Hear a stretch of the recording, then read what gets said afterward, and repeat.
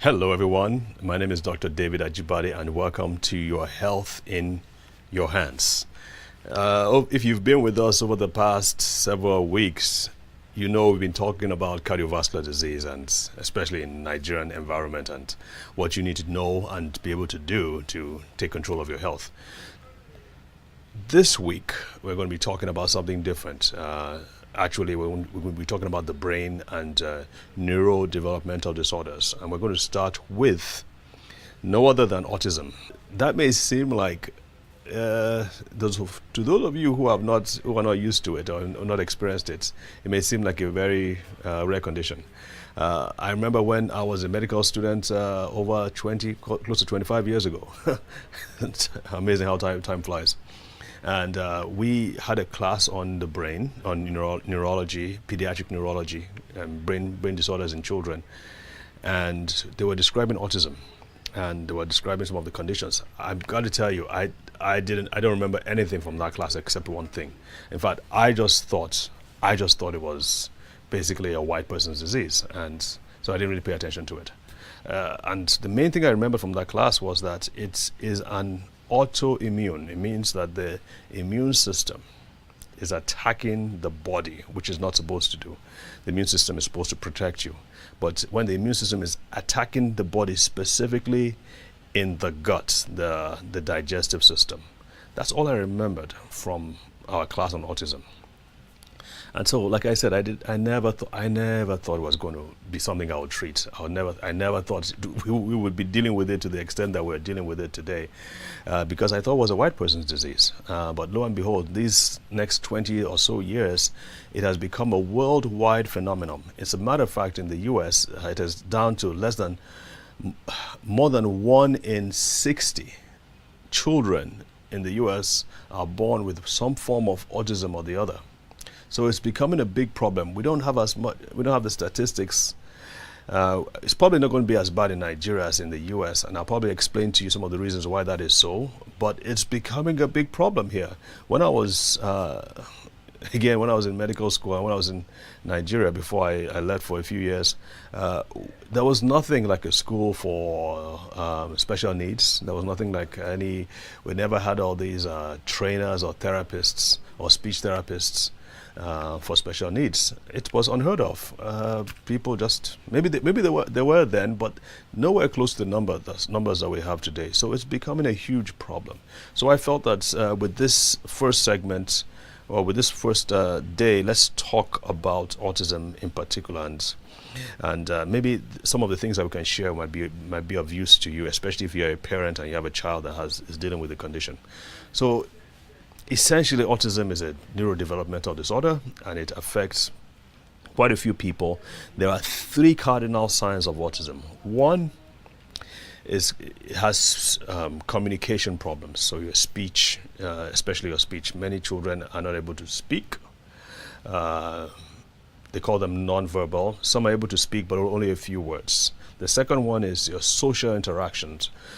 Children tend not to be able to, if you're on the spectrum, and it's a very wide spectrum, by the way, going from being able to speak to not being able to speak a single word. And then from social interaction, being able to communicate and have friends and play with friends, to being completely isolated, being on your own. And the third aspect is what we would term odd behaviors. So the child tends to like to spin around and around in circles, or they just like looking at things that spin, or they like just water, just like water pouring down. And it's like, what is going on here? So those are the 3 cardinal signs with children with autism. At first blush, they don't look like they have any issue, but when you begin to sit down and spend some time with them, those traits begin to arise. And for some parents, they can be extremely distressing. I visited a family one day, and their son, I think was 6 or 7 years old, and this kid, from sitting down quietly, would just get up and just basically tear things up, bang the doors, break the TV, put out lights, and just make a mess of everything.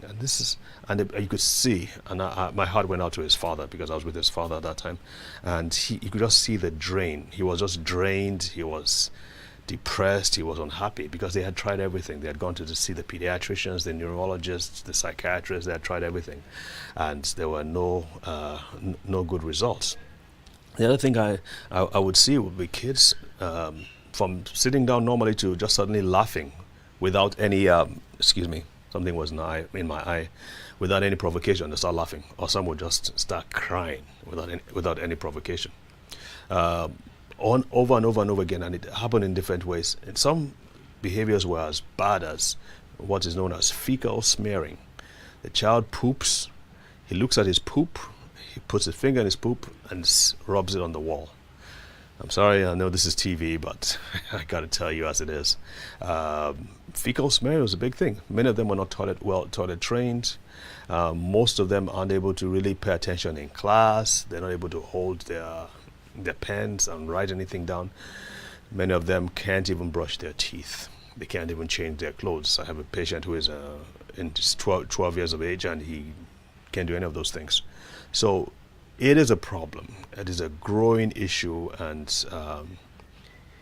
there are no protocols. From what I've seen, there are no clear-cut protocols by the pediatricians available to the pediatricians to say this is how to treat a kid with autism.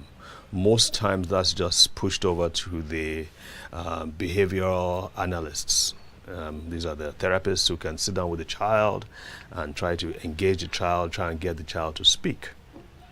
But it is not that, to me, that's cost intensive, is labor intensive, because you have to have a child, you have to have like 2-3 hours a day with the child every single day, every week, and for years. You may need someone to actually stay with the child and behave and help adjust the child's speech and adjust the child's behavior. Well, if you're a millionaire or a billionaire and you have a child like that, then you can afford to provide such therapists. But if you're the man on the street and you have a child like that, you're on your own pretty much, because again, there's no like medication unless the child is having seizures. And some of these kids with autism, they say about a third of them might have some kind of seizure or the other. They tend to have, so in such cases, they can give them medication to suppress the seizures. But in terms of getting that kid to speak and act normally and be involved in school, there aren't really any that I know of. There aren't really things that can be done for that in that regard. All right, so in the next segment, we're going to be talking about why, or what are the internal biochemical, physiological conditions that drive autism and make autism what it is. So if you stay tuned, we will be right back and we will get right into it. See you soon.